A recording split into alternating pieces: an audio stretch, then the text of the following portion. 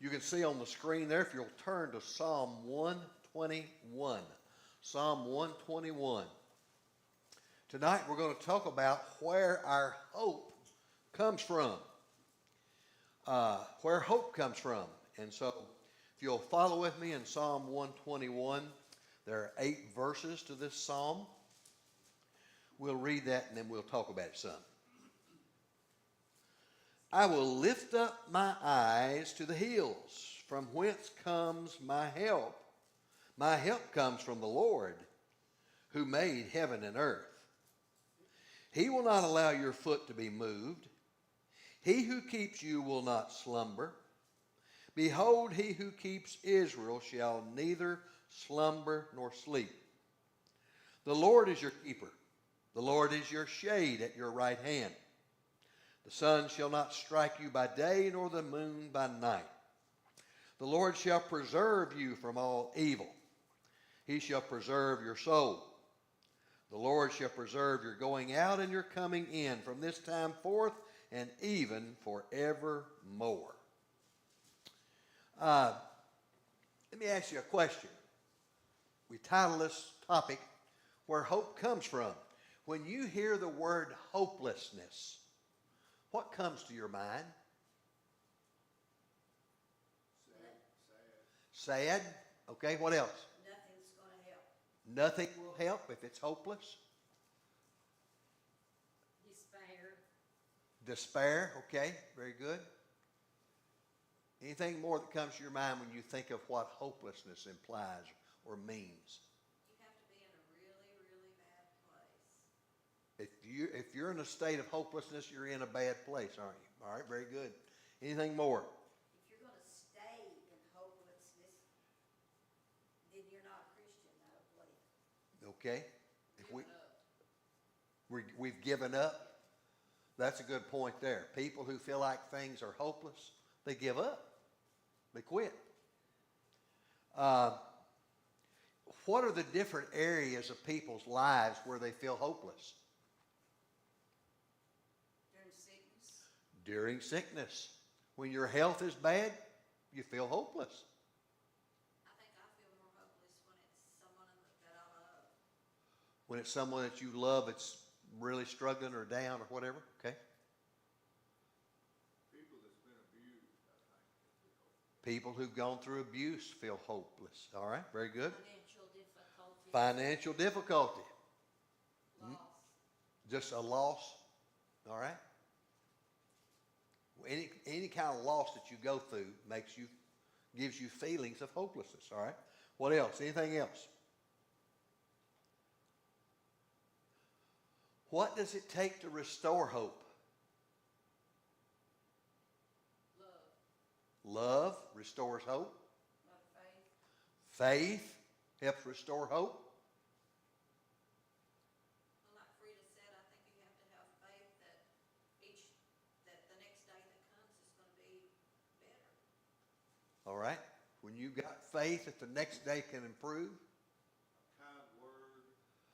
kind word can help restore from hopelessness. Friends. A friend. Time. Sometimes it just takes time to help overcome the hopelessness that you feel.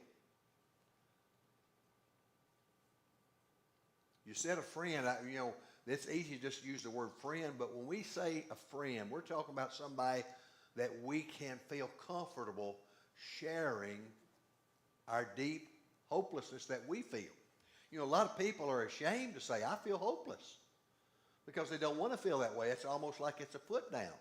And sometimes a friend can tell that we're going through something, and just their presence makes us feel better. Just their presence helps with the support. Very good. Anything more? I think you could describe it this way. For many people, life is like being lost in a jungle. How would you describe being lost in a jungle? If you hear about somebody being lost in the jungle, describe what that's like. Fear. Certainly fear would rage through them. Panic. All right? You gotta find your way out. You have to find your way out. What is a jungle like? Dangerous. All right, it's dangerous. I mean, describe for me, if somebody need to know the definition of a jungle, what's a jungle? Overgrown Okay? with the vines. Grown up vines and You don't know what's bushes. behind the trees. and it gets big enough that it's so thick you can't see your way out. Hard, whatever kind of critters might be in there that could get you. Do you think people feel that way sometimes, like they're in a jungle? Sure they do.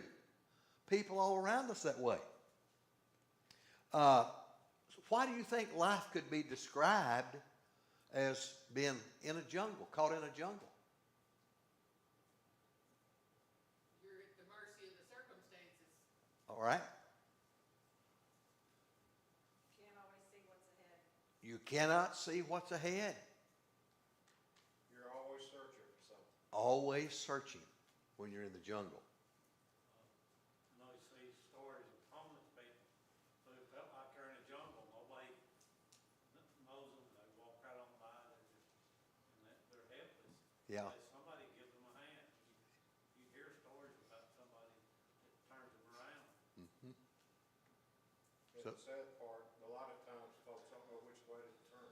And that's the way a jungle is. You don't know which way to turn. Very good.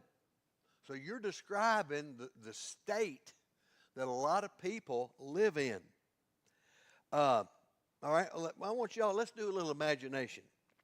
Let's imagine that we're taking a trip. We've decided I want to live recklessly and I want to take a trip and go on a safari through the jungle. I have an experienced guide that's going to be leading the group. And as the guide leads us through the jungle, we're following single file, one by one behind the leader. Suddenly you look down and your shoe's untied, so you stop, you bend over, and you tie your shoe up. And when you look up, the group's gone on. You're in the jungle. You don't know what's going to take place. So you're kind of out of your comfort zone then, because you're in unfamiliar territory. I told y'all before about getting lost in the city of London with 15 million people. That was out of my comfort zone. Even though I was around people, well, you say, well, you can call. I tried. Didn't know how to call. Didn't have any London money. So anyway, I kind of can identify with being lost when you're lost in a jungle, there's fear, there's anxiety, there's anger at the situation, anger that the group went on and left you behind. You can't see daylight for what's ahead. So then you begin to wonder, am I going to find my way out? You feel hopeless. What is it like? Any more definitions or explanations? What is it like when you feel like there's no hope?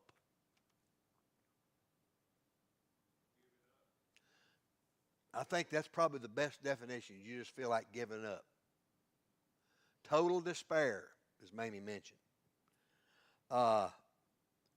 What's it like when you felt that way? What's it like then to be rescued? It's the greatest feeling of relief. When I was lost those 6 hours in London and I started trying to track my way back to where the hotel was that I thought was, and went all those wrong journeys and finally turned and went up a street and saw a guy that I knew was in my group coming out on the porch of that hotel, that was the greatest feeling of relief I think I'd ever had, because I'd been lost in the jungle. Now, it's my fault. Totally. I'll admit it. But it didn't mean that it wasn't terrorizing. But I was terrorized with disgust. Here a grown man gets lost like that. I mean, y'all seen Big Ben on TV when they show London? I was tracking Big Ben and the tube, they call it, the subway. Well, they've tried all that. Many years ago, Reba Wilson got me a big old keychain with my name on it. It says Doug's Keys, because I lost a lot. Well, I lost them. So anyway, it's kind of a hopeless condition. Sometimes, have you ever seen those people that are lost, but when they come out, they blame you for running off and leaving them? Oh yeah, you got to find a scapegoat.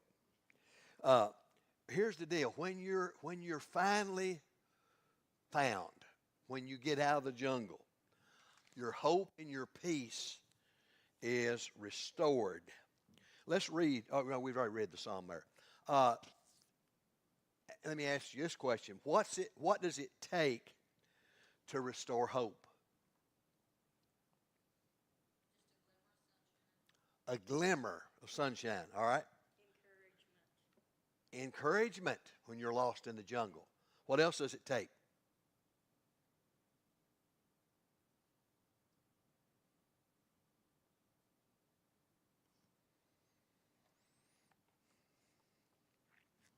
What to restore hope?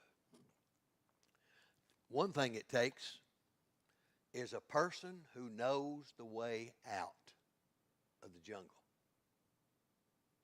If you're lost in the jungle, if you can come up with somebody who knows the way out, then your hope can be restored. That is, someone you can trust, somebody who can give you vision. Secondly, a person to lift your spirits. We talked about that. To tell you we will get out of this. One who can tell you how to get out, to assure you. And then thirdly, to restore hope when you're lost in the jungle. I am the truth and the way and the life. No man comes to the Father but by me. In fact, he said, I am the path. I am the way that leads to eternal life. So we ask God a lot of times in our prayers, where are you taking me? Why am I going through this? How long am I going to have to go through this struggle, this suffering? Why do I have to continue to feel these lost feelings? And a lot of times that's our prayer, and we don't hear him. There's no answer. He might hint at us. What does he do? The only thing he does is a day at a time, he just clears the path for us. So we have to keep focused ahead, following him, lifting up our eyes to the hills from whence comes our help. He restores our hope. So let me give you a little 4-point outline here, how our hope comes. Where does our hope come from? Based on this text that we read, first of all, it comes from keeping our eyes lifted up. If you want to maintain hope in your life, if you want to have hope in your life, you have to lift your head up, your eyes up toward Christ, and trust him every day. For he is the answer to everything.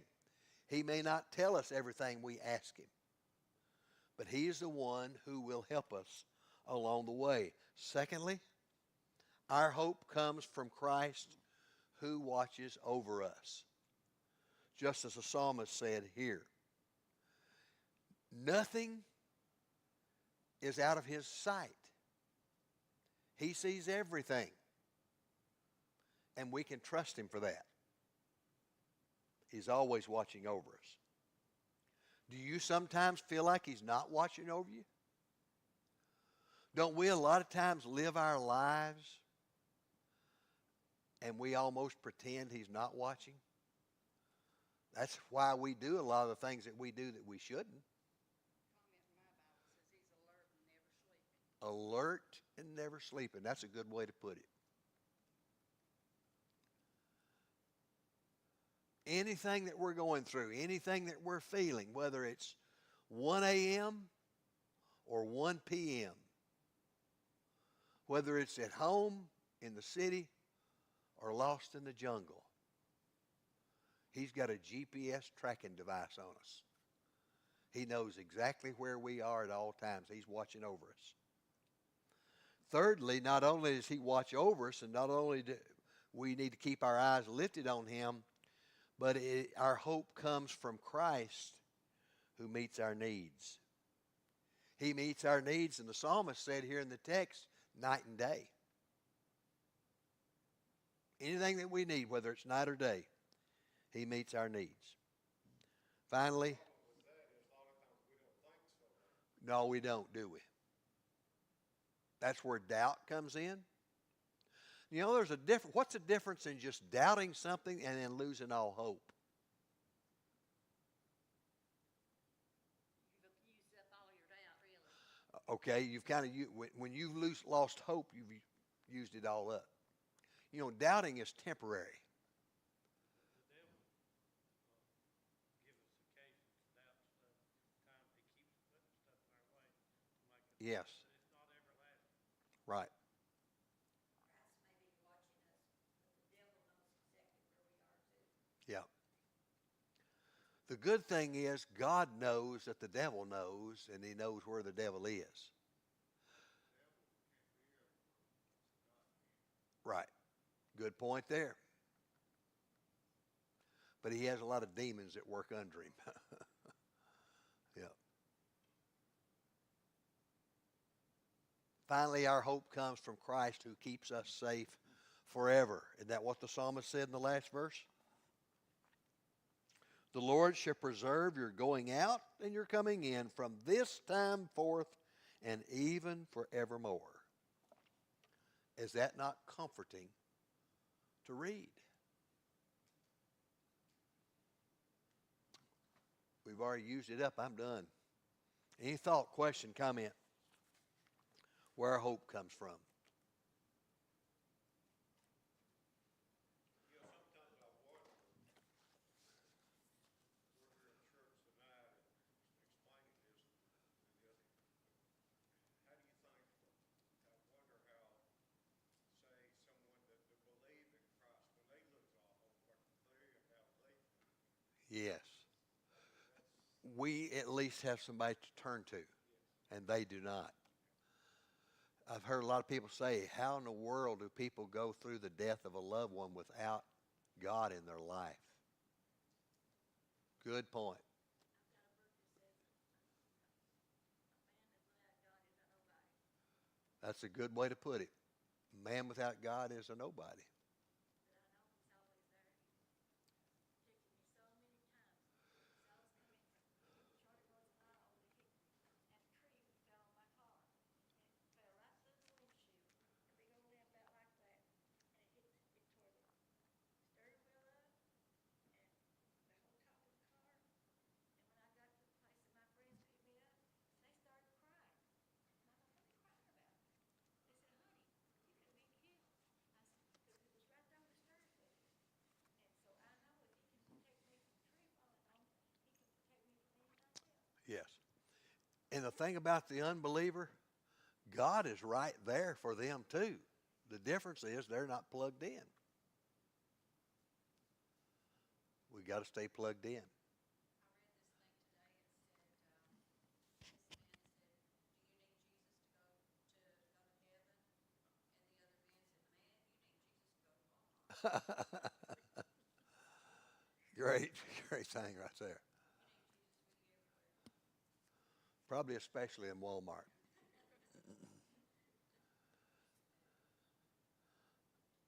Or when you're driving on the highway. Thank you for your time and coming.